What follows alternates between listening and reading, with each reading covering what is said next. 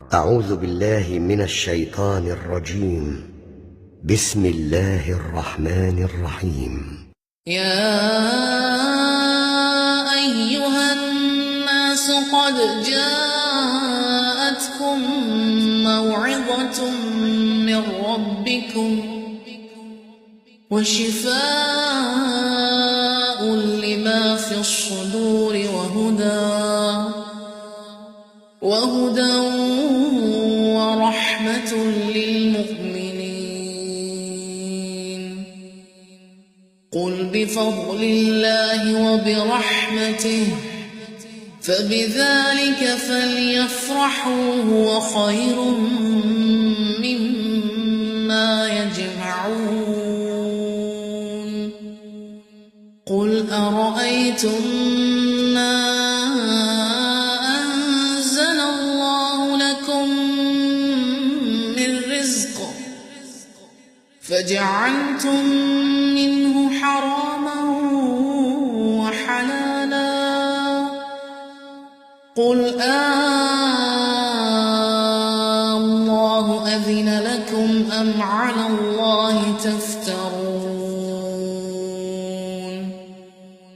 وما ظن الذين يفترون على الله الكذب يوم القيامة إن الله لذو فضل على الناس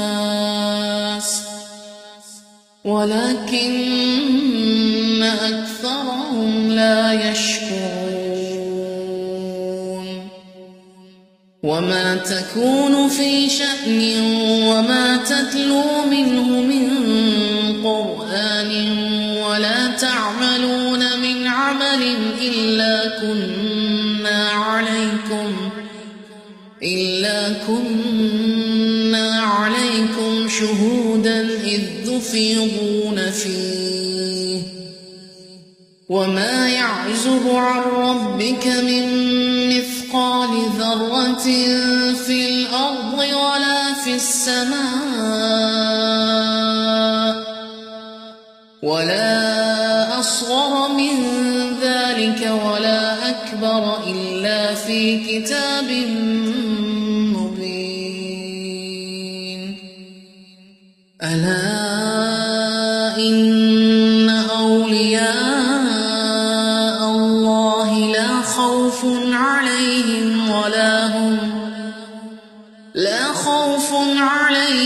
ولا هم يحزنون. الذين آمنوا وكانوا يتقون